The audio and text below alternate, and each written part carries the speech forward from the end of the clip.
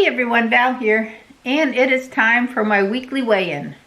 So how did I do this week? You'll find out in just a minute. But first, I'm going to read from the book Happy Habits by Karen Salmonson. So it's 2023. How are you starting out your new year? Did you guys have a loss last year? Did you have a gain? What are you going to do different in 2023? To change what you're doing to make your life better? Is it picking up a new habit, starting something new and something that's going to enrich your life? You know, I'm thinking about, what we're going to do this year, or what I'm going to do this year in 2023, and how I'm going to work on the things that I started doing last year, but bring them into 2023 and make them better. And one of the things is positive thinking. And I've always had a spiritual background. I do read my Bible in the morning, but do I do it every morning? No, I don't always have time to do it every morning. And then even when I do have time to do it, I don't always pick it up. I want to get better at doing that. I want to fill my mind with something positive in the morning.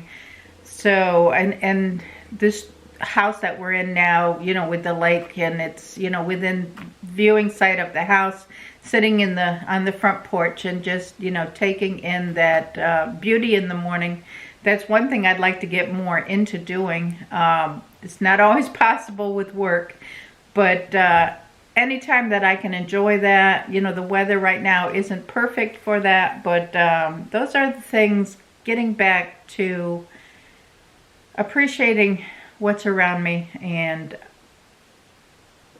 relaxing my mind so that I can relax and have positive thoughts and stuff throughout the day. So that's going to be a start. And what did Steve and I talk about last night? We were talking about, going into that too, is we haven't found a church in this area yet. And we really want to do that. That's like a number one goal for this year, is we need to find a church family here and get more involved in our community right here. And that's going to be a big thing for me this year, is, I want to continue on with everything that I do in my missions field. I have my own missions that I do at my house, but I want to bring it more into the community that we're in right now. And, take care of the backpack program and the people I've taken care of in the past, but also try to work projects into my own community now. And it did help when we did they did the first annual golf cart parade, the lighted golf cart parade, and it was a last minute spur of the thing, but I had just received some toys and I was able to donate those through the golf cart parade right before Christmas. So they went to one of the local shelters here in the county that we're in now. So that was a start, and I want to get more involved in doing stuff like that. So this actually, I'm going into the section of the book that is Keystone Happy Habits, and these are some things I just kind of looked through at some of the titles. I haven't read ahead or anything because I read it as I'm reading it to you. But this is your essential morning meditation ritual. And I think it's important in the morning to just, like I was saying, get something positive into your head so that maybe you can start the day with more positive thoughts. So it says, start your morning with meditation. Why? Basically, a relaxed brain is a super willpower brain. Studies show that stress makes you more likely to do bad habits. UCLA neuroscientist Alex Korb explains, stress weakens your prefrontal cortex, which is the self-centered part of your brain. Meditation is an important keystone habit because it helps you reduce stress and increase your ability to choose positive habits. Meditation gives you impressive trifecta of benefits, like reduces stress, builds self-control, and simply makes you feel happier. And it doesn't take long to unlock these benefits. In a study in the Journal of Positive Psychology, participants reported fewer negative emotions and more positive emotions after just 15 minutes of meditation. So, what are you meditating on? I don't know much about meditation. To me, meditation for me, and this is just for me, and I don't know, everybody has their own things that they can meditate on to clear their mind and become less stress-free. But mine is the Bible, and I go back to the spiritual.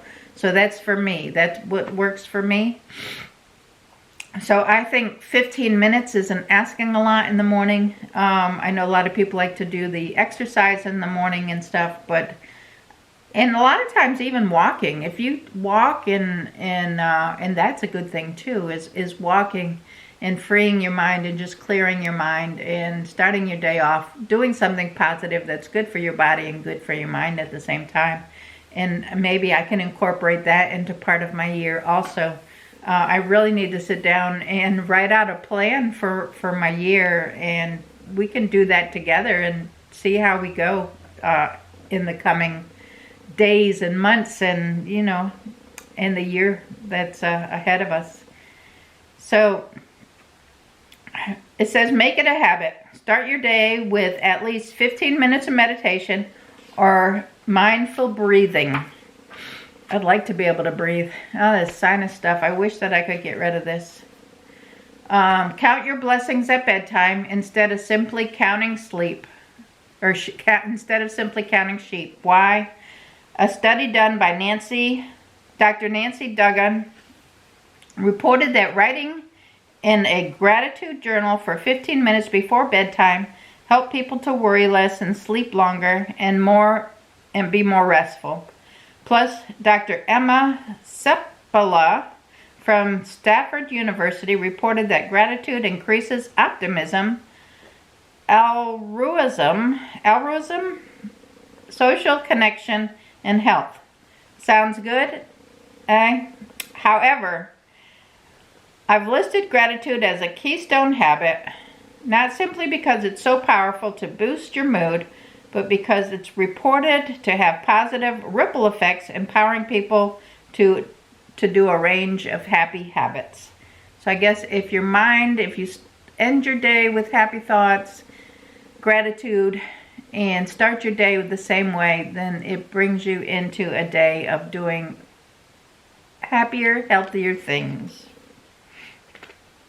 It says, make it a habit. End your day with gratitude. Dedicate 15 minutes at least before bedtime to writing in a gratitude journal, or silently list 5 things you're grateful about and think about them as you drift into sleep.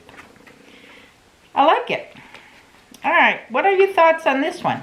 Do you all do this? Do y'all do like morning meditation or morning readings, or think about things you're grateful for at nighttime to help you sleep and relax better? Let me know what your thoughts are. I like the chapter. So how did I do? Went through the holidays. As you all know, I've had my surgery.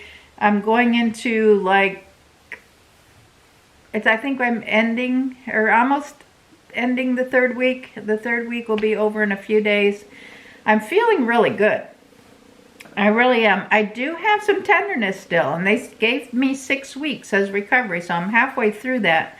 The incision's healing up, feeling good, trying to have, because I'm sitting a lot, I'm not having any exercise at all. So I have to be really mindful of that when I'm eating, because if I overeat, I'm not burning it off at all. So I have to be real careful.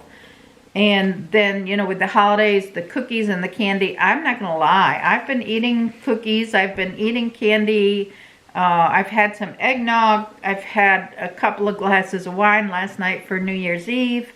That's all sugar. Everything is sugar. So I have to be careful. I'm watching my portion sizes. We did go out to eat last night because I wanted to see my grandson that I didn't see over Christmas. So I did go to see him. And we did go out to eat yesterday. I tried to make healthy choices. I did have a few nachos for an appetizer. but I had a chicken salad for my lunch, and I only ate half of it and brought half of it home and ate that for dinner. So I don't think that was a terrible choice. It was healthier than I could have gone with something much worse than that. So weigh-in was yesterday, Saturday. I had weighed in the week before. You know, I had a couple of weeks with a gain, and then I brought it back down to, I took off the weight that I gained. So this week, last week I weighed in at 184.4. This week, yesterday, I weighed in at 183.8. So I did have a loss for this week of 0.6. So I'm really happy. I know that I did have a couple of gains right there around the surgery time, and I don't know if that was, you know, water weight gain or whatever from that. But I'm not even really going to count that. I'm back down to where I was before then. Actually, I'm lower than where I was before the surgery. I'm very happy with that. Did I make it to the 30 pounds I wanted to lose this year? No, I missed it by 2 pounds. I'm at a loss of 28 pounds for the year. But I'm going to tell you what, I am thrilled with losing 28 pounds. I really didn't know that I would make it through the holidays, especially with October. Having candy in the house from trick-or-treat, not having the trick-or-treaters that we were expecting, and I still have candy left from Halloween that's not eaten. So I didn't sit there and eat it all. I've had a piece or two every day.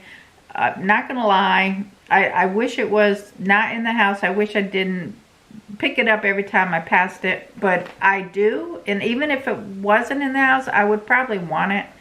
And I'm not gonna not let myself have a piece of candy if I want a piece of candy. I'm not saying eating the whole bowl of candy. I'm not saying have a really large chocolate bar or something. I'm talking about a couple little candy kisses. Are they calories? Sure, they're calories. Are they sugar? Yes, they're sugar.